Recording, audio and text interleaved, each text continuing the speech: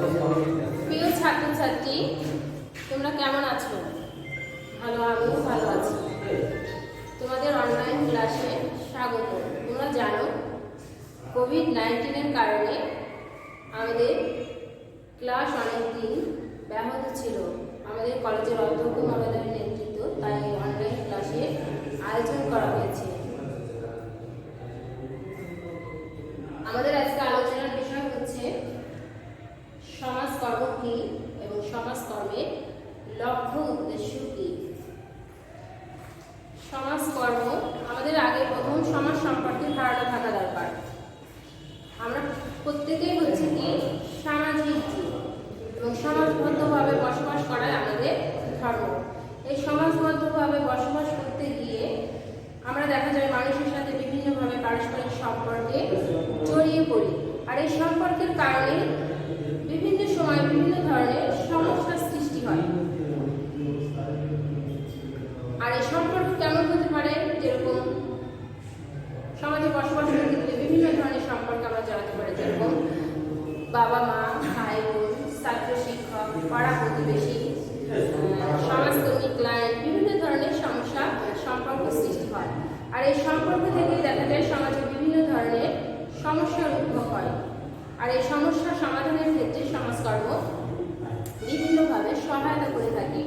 তোমরা জানো যে শিল্প বিপ্লবের আগে দুস্থ, অসহায়, এতিম মানুষকে সহায়তা করা ছিল সমাজ কল্যাণের কাজ।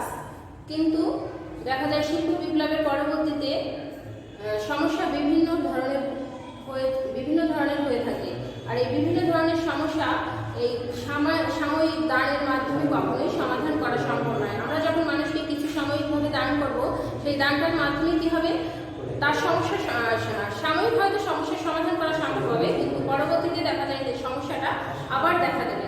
তাই সমাজকর্মের কাজ হচ্ছে কি এই সাময়িক সমাধানকে পরিবর্তনের মাধ্যমে শিল্প বিপ্লবের পরবর্তীতে দেখা যায় এই সমস্যাটার সমাধান বৈজ্ঞানিক উপায়ে দেওয়া হয়ে থাকে। আর এই বৈজ্ঞানিক উপায়ে যখনই আমরা দিই, তখন কি করি? আমরা মানুষের সমস্যাকে কিভাবে তার সমস্যার উদ্ভব হলো, তার কতটা সমস্যার সমাধান দরকার, সেটা আমরা তার মাধ্যমে কি করি? ডিটেলস আলোচনার মাধ্যমে সমস্যার সমাধান দেওয়া হয়ে থাকে। আর এই সমস্যার সমাধান দেওয়াটা কি এই বৈজ্ঞানিক পদ্ধতির মাধ্যমেই সম্ভব। তাই সমাজকর্মকে বলা হয় কি? আর এই সমাজকর্মের ইতিহাসে আমরা জানতে পারি যে সমাজকর্ম প্রথম ইংল্যান্ডে এর সূত্রপাত হয়, পরবর্তীতে আমেরিকাতে একে স্বীকৃতি দেওয়া হয় এবং পরবর্তীতে পৃথিবীর বিভিন্ন দেশে এই সমাজকর্মে পেশা হিসেবে স্বীকৃতি দেওয়া হয়। তাই সমাজকর্মের ক্ষেত্রে বলা হয়েছে কি আধুনিক বিশ্বে সমাজকর্ম হচ্ছে একটি গতিশীল পেশা হিসেবে স্বীকৃত। আধুনিক বিশ্বে এখন সমাজকর্মকে পেশা হিসেবে স্বীকৃতি দেওয়া হয়েছে। তাই শিল্প বিপ্লবের ফলে দেখা যায় বিভিন্ন জটিল সমস্যার সৃষ্টি হয়েছে এবং এই জটিল সমস্যার সমাধান ধর্মীয় অনুভূতি এবং পরোপকারকে সুসংগঠিত করতে সমাজকর্মের উদ্ভব। এর জন্যই সমাজকর্মকে বলা হয় মানব সেবামূলক পেশা। এটি সমাজ কল্যাণের একটি বৈজ্ঞানিক পদ্ধতি এবং প্রক্রিয়া হিসেবে স্বীকৃত। তাহলে সমাজ কল্যাণ কি কারণে পেশা? কারণ আমরা জানি শিল্প বিপ্লবের ফলে বিভিন্ন ধরনের কারখানার সৃষ্টি হয়েছে এবং কারখানা থেকে দেখা যায় কারখানায় মানুষ কি করতে কাজের সন্ধানে দেখা যায় গ্রাম থেকে মানুষ শহরে পদার্পণ করছে। আর এর ফলে দেখা যায় বিভিন্ন আমাদের ভিতর যে যৌথ পরিবারের যে সম্পর্ক থাকে, কিন্তু এই শিল্প কারখানা করার ফলে মানুষ দেখা যায় বিভিন্ন ধরনের কাজের সন্ধানে শহরে যাওয়ার ফলে দেখা যায় এই সম্পর্কগুলো আস্তে আস্তে শিথিল হয়ে যাচ্ছে এবং সমাজে বিভিন্ন ধরনের সমস্যা সৃষ্টি হচ্ছে। এই সমস্যার সমাধান সনাতন সমাজ কল্যাণের মাধ্যমে কখনোই দেওয়া সম্ভব নয়। এ কারণে এই আধুনিক সমাজকর্মের উদ্ভব। সমাজকর্ম কি? সমাজকর্ম হচ্ছে সমাজের সামগ্রিক কল্যাণের জন্য এমন একটি পেশা যা আধুনিক উপায়ে সমাজে কল্যাণ করে থাকে। এটি বৈজ্ঞানিক জ্ঞান ও দক্ষতা নির্ভর সেবা যা সন্তোষজনক স্বাস্থ্য ও জীবন লাভে সহায়তা করে। বিভিন্ন মনীষী এবং সমাজকর্ম বিশারদ বিভিন্নভাবে সমাজকর্মের সংজ্ঞা প্রদান করেছেন।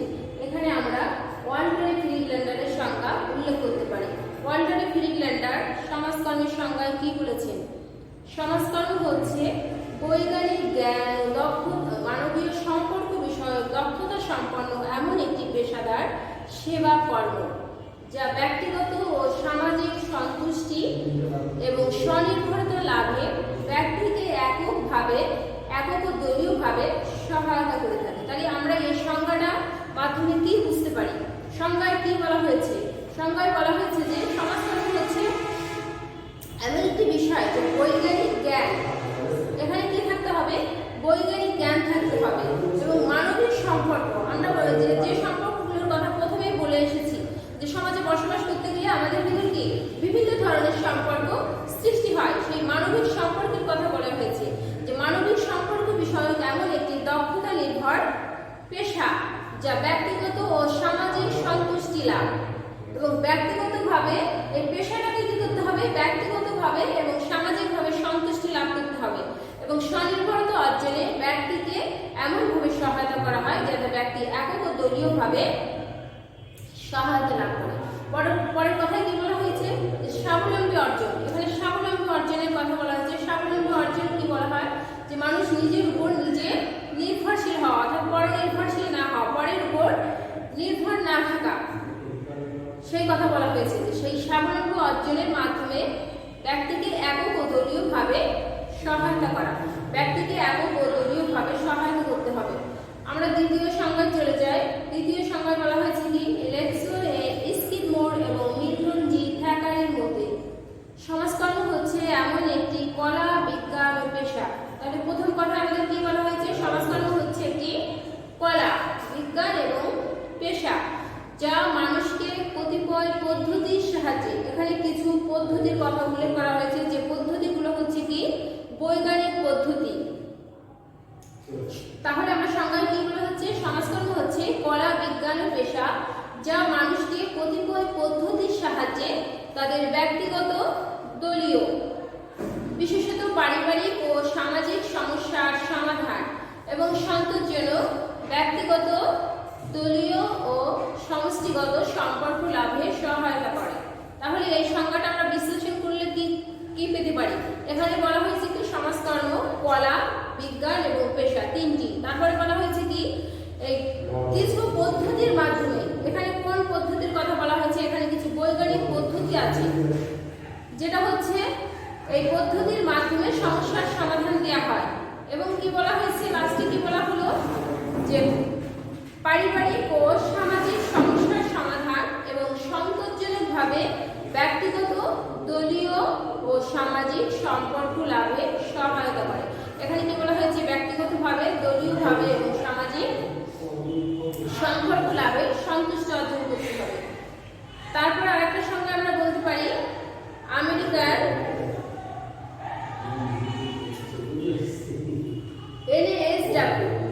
NASW একটা সংজ্ঞা উল্লেখ করেছেন। এখানে সমাজকর্ম হচ্ছে ব্যক্তি, দল ও সমষ্টি সমস্যা সমাধানের জন্য এমন একটি পেশা যা মানুষকে সমাজের উপযোগী করে গড়ে তোলে। তাহলে এখানে সংজ্ঞায় কি বলা হয়েছে? সমাজকর্ম হচ্ছে ব্যক্তি, দল ও সমষ্টি সমস্যা সমাধানের ক্ষেত্রে এমন একটি পেশা যা মানুষকে কি বলছে? সমাজের উপযোগী করে গড়ে তুলতে হবে।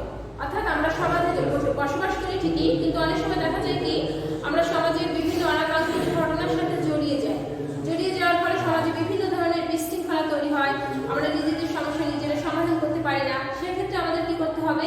সমাজের উপযোগী করে গড়ে তুলতে হবে। তাহলে এই উপরের সংজ্ঞাটাকে আমরা বলতে পারি কি? এই উপরের সংজ্ঞাগুলো বিশ্লেষণের মাধ্যমে আমরা কি বলতে পারি? যে সমাজকর্ম হচ্ছে বিজ্ঞান ও কলা ভিত্তিক পেশা যা মানুষকে কতিপয় পদ্ধতির মাধ্যমে তাদের ব্যক্তিগত, দলগত, সমষ্টিগত সমস্যার সমাধান এবং ব্যক্তি ও পরিবেশের মধ্যে সামঞ্জস্য বিধান করা।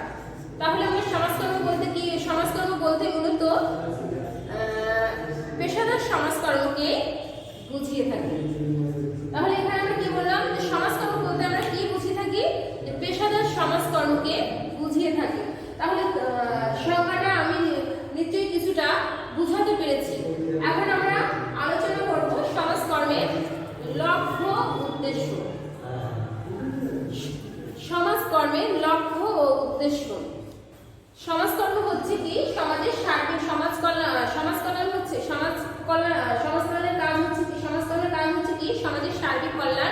সাধন করা।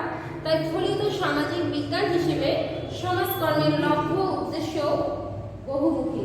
তাই সমাজ বিজ্ঞানী চার্লস জাস্কো বলেছেন সমাজকর্মের লক্ষ্য হচ্ছে সমাজের মানুষের সামাজিক, অর্থনৈতিক, চিত্র বিনোদন ও স্বাস্থ্য এই অভাব পূরণ করা। তাহলে আমরা প্রথম পয়েন্টে এখন চলে যাই, দেখো সমাজকর্মের লক্ষ্য উদ্দেশ্যের ক্ষেত্রে প্রথম পয়েন্টে কি আছে? ভূমিকা পালনে সহায়তা। সমাজের মানুষ হিসেবে আমাদের সমাজের কিছু দায়িত্ব, কর্তব্য বা ভূমিকা অবশ্যই পালন করতে হয়। প্রত্যেকেই কিছু ভূমিকা বা দায়িত্ব পালন করতে হয়। যারা আমরা পরিবারে থাকি, মা বাবার দায়িত্ব পালন করতে হয়। বিভিন্নভাবে সমাজে দেখা যায়, বিভিন্নভাবে সমাজের সাথে যারা বিভিন্ন মানব সেবামূলক কাজের সাথে জড়িত, তাদের সেখানে কাজ করতে হয়।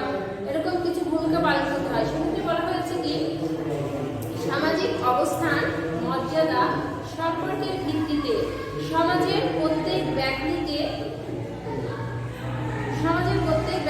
সমাজের কিছু দায়িত্ব, কর্তব্য এবং ভূমিকা পালন করতে হয়। তাই আধুনিক সমাজকর্মের লক্ষ্য হচ্ছে সমাজের মানুষকে এমনভাবে সহায়তা করা যাতে তারা নিজের সমস্যা নিজেই সমাধান করে সমাজে ভূমিকা পালনে সক্ষম হয়।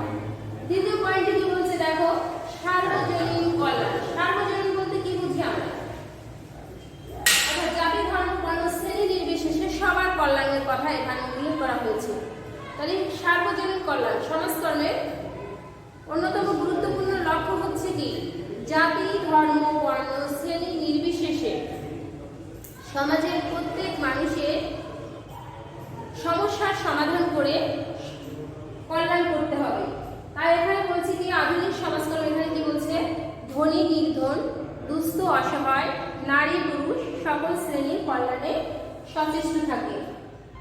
তারপরে বলছে কি সামগ্রিক কল্যাণ। সামগ্রিক বলতে কি বোঝায়? এখানে দৈহিক, মানসিক, সামাজিক, অর্থনৈতিক সব দিকের কথা এখানে উল্লেখ করা হয়েছে।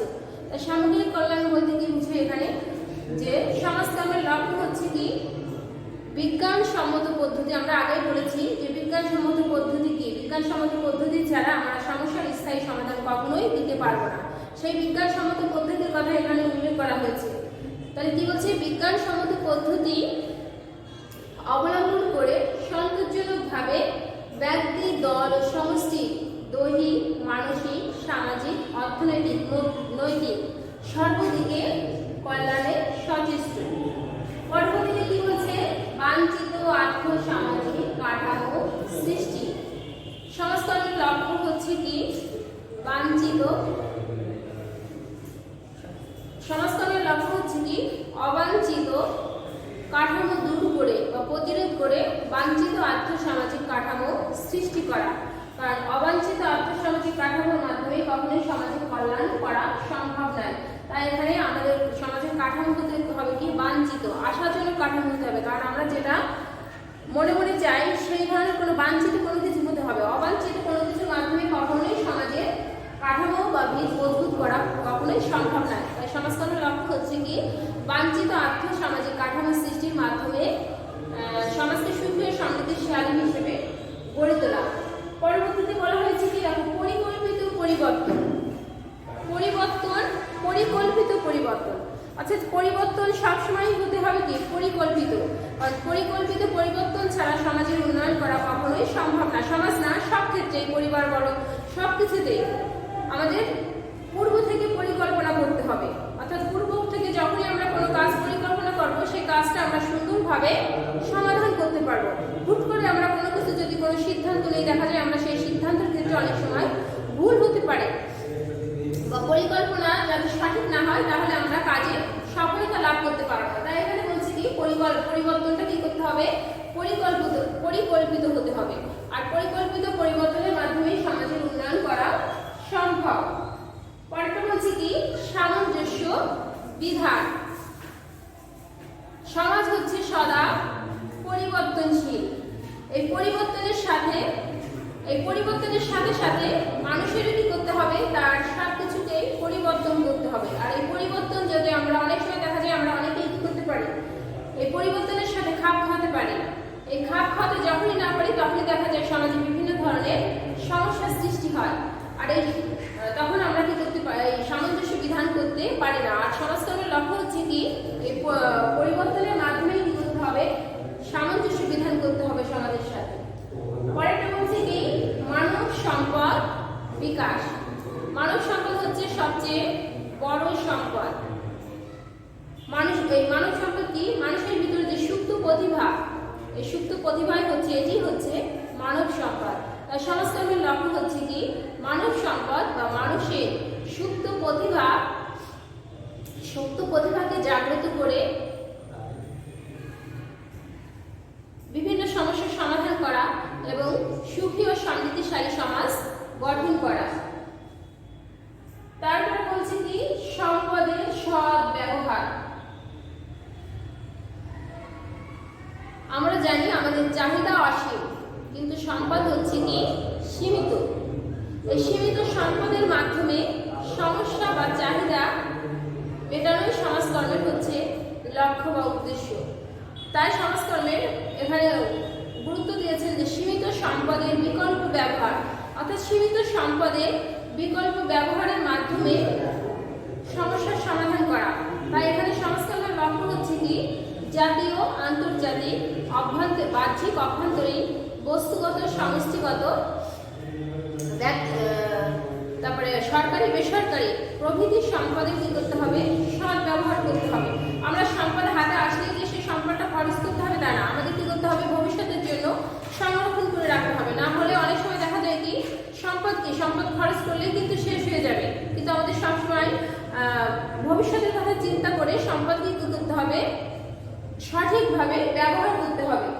সেই কথা বলা হয়েছে যে সম্পদের সৎ ব্যবহার। পরবর্তীতে বলছে কি, স্বাবলম্বন অর্জন। স্বাবলম্বন অর্জন সমাজকর্মের আরেকটি গুরুত্বপূর্ণ পয়েন্ট। তাহলে স্বাবলম্বন অর্জনের ক্ষেত্রে কি বলা হয়েছে এখানে, নিজের পায়ে নিজেকে দাঁড়ানো, অর্থাৎ পরনির্ভরশীল না হওয়া।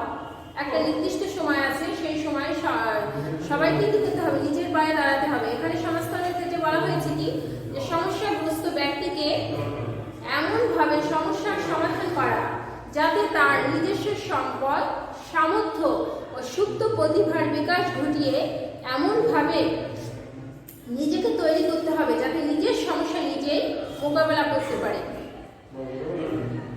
এবং নিজেই মোকাবেলা করার মাধ্যমে নিজেই স্বাবলম্বী অর্জন করবে। তখন সেই কথাই বলা হয়েছে যে নিজের সম্পদ, সামর্থ্য এবং সুপ্ত প্রতিভার বিকাশ ঘটাতে হবে। অর্থাৎ আমরা জানি প্রতিটি মানুষের ভিতরে সুপ্ত প্রতিভা আছে, নিজস্ব কিছু সম্পদ আছে, সামর্থ্য আছে, সেগুলোকেই কি করতে হবে, সঠিকভাবে প্রয়োগ করতে হবে বা কাজে লাগাতে হবে। যখনই আমরা এই নিজস্ব সম্পদ, সামর্থ্য এবং সুপ্ত প্রতিভা সঠিকভাবে ব্যবহার করতে পারবো, তখন আমরা দেখা যাবে প্রত্যেকে নিজের সমস্যা নিজেই সমাধান করতে পারবে। অর্থাৎ মানুষের ভিতরে কিছু চেষ্টা থাকতে হবে, চেষ্টা না থাকলে কখনোই স্বাবলম্বন অর্জন করা যাবে না। তারপরে বলছি কি, মৌল মানবিক চাহিদা পূরণ। মৌল মানবিক চাহিদা কয়টি, এখন সেটা তোমাদের আগে জানা দরকার যে মৌল মানবিক চাহিদা কি কি। আমরা জানি যে মৌল মানবিক চাহিদা হচ্ছে 6টি। কি কি? খাদ্য, বস্ত্র, বাসস্থান, শিক্ষা, স্বাস্থ্য, চিত্র বিনোদন। এই 6টি হচ্ছে মৌল মানবিক চাহিদা। কিন্তু আমরা দেখা যায় অনেক সময় কি, এই মৌল মানবিক চাহিদা আমাদের দেশের অধিকাংশ জনগণে কি দারিদ্র। এই দারিদ্র থাকার কারণে দেখা যায় আমরা সঠিকভাবে এই মৌল মানবিক চাহিদা পূরণ করতে পারি না। দেখা যায় 90% মানুষ সম্পদ ভোগ করে, আর যে 10% মানুষ, যে বাকি যে 10% সম্পদ থাকে সেটা তারা ভোগ করে। এই কারণে দেখা যায় সম্পদের অনেক সময় দেখা যায় এই সঠিকভাবে ইউটিলাইজ না হওয়ার কারণে দেখা যায় আমাদের দেশে যারা দরিদ্র শ্রেণীর লোক আছে তারা এই সঠিকভাবে মৌল মানবিক চাহিদা পূরণ করতে পারে না। আর যখনই এই সঠিকভাবে মৌল মানবিক চাহিদা পূরণ করতে পারে না, তখনই সমাজে বিভিন্ন ধরনের অরাজকতা, অরাজনৈতিকতা, বিভিন্ন ধরনের সমস্যা সৃষ্টি হয়ে থাকে। আর সমাজকর্মের লক্ষ্য হচ্ছে কি, মানুষকে কিভাবে মৌল মানবিক চাহিদা পূরণ করা যায় সেক্ষেত্রে মানুষকে সহযোগিতা করা, এবং এই সহযোগিতার মাধ্যমে দেখা যায় এই মৌল মানবিক চাহিদা সঠিকভাবে যদি পূরণ করা সম্ভব হয় তাহলে একটি সুন্দর বা সুখী সমৃদ্ধশালী সমাজ গঠন করা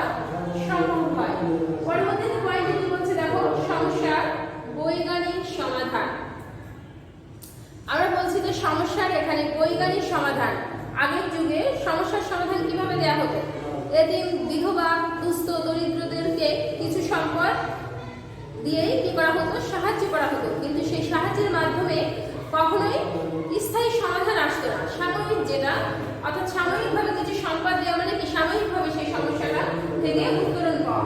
কিন্তু আমাদের কি হচ্ছে, সমস্যার বৈজ্ঞানিক সমাধান দিতে হবে। সমস্যার বৈজ্ঞানিক সমাধান আমরা যখনই দিতে পারবো তখনই আমরা কি করতে পারবো, মানুষকে সমস্যা থেকে বেরিয়ে দিতে পারবো। এখানে কি বলছে, সমস্যার বৈজ্ঞানিক সমাধান। তাহলে সমাজকর্মের লক্ষ্য হচ্ছে কি, সমস্যাগ্রস্ত মানুষের সমস্যা অন্বেষণ করে,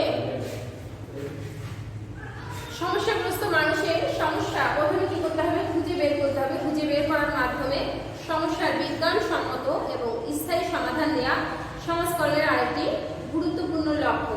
এ প্রসঙ্গে আমরা প্রতিকারমূলক, প্রতিরোধমূলক এবং উন্নয়নমূলক পদক্ষেপ গ্রহণ করতে পারি। তারপর পয়েন্টে কি বলছে, সম্পর্ক উন্নয়ন।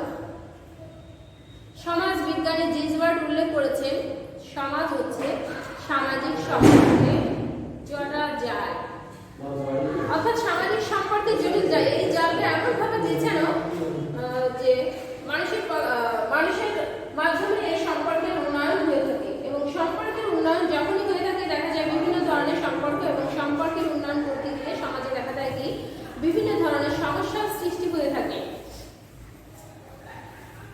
তাই সমাজ বিজ্ঞানী বলেছেন এই জটিল জাল, যেরকম কি মা বাবার সাথে একটা সম্পর্ক, ভাই বোনের সাথে একটা সম্পর্ক, ছাত্র শিক্ষকের সম্পর্ক, সমস্যাগ্রস্ত ব্যক্তির সাথে সমাজকর্মীর সম্পর্ক, এই যে সম্পর্ক, এই সম্পর্ক হচ্ছে কি একটা জটিল জাল। এই সম্পর্কে কি করতে হবে, আমাদের উন্নয়ন করতে হবে। তাহলে আমরা উপরের লক্ষ্য বা উদ্দেশ্য থেকে আমরা বুঝতে পারি কি, যে সমাজের কাজ হচ্ছে কি সমাজের সার্বিক কল্যাণ সাধন করা। এবং সার্বিক কল্যাণ কিভাবে আমরা করতে পারি, যেটা আমরা প্রথমে সংজ্ঞায় কিছু আলোচনার মাধ্যমে আমরা বলে এসেছি যে কিছু বৈজ্ঞানিক পদ্ধতি। সমাজকর্ম হচ্ছে কি বৈজ্ঞানিক, বিজ্ঞান ও কলাভিত্তিক একটি পেশা, যা মানুষকে কতিপয় পদ্ধতির মাধ্যমে মানুষকে সহায়তা করে থাকে। এবং এই সমাজকর্মের লক্ষ্য উদ্দেশ্য, সমাজের লক্ষ্য উদ্দেশ্য হচ্ছে সমাজের সার্বিক কল্যাণ সাধন করা। আর সমাজ যেহেতু পরিবর্তনশীল, এই পরিবর্তনের সাথে সাথে সমাজের লক্ষ্য উদ্দেশ্য পরিবর্তনশীল। অর্থাৎ আমাদের আজকের টপিক আলোচনা হয়েছে কি সমাজকর্ম কি এবং সমাজকর্মের লক্ষ্য উদ্দেশ্য কি। তোমরা কতটুকু বুঝতে পেরেছো আমি জানি না, তবে আমি চেষ্টা করেছি বোঝানোর। আশা করি তোমরা বুঝতে পেরেছো। আগামী ক্লাসে আবার দেখা হবে।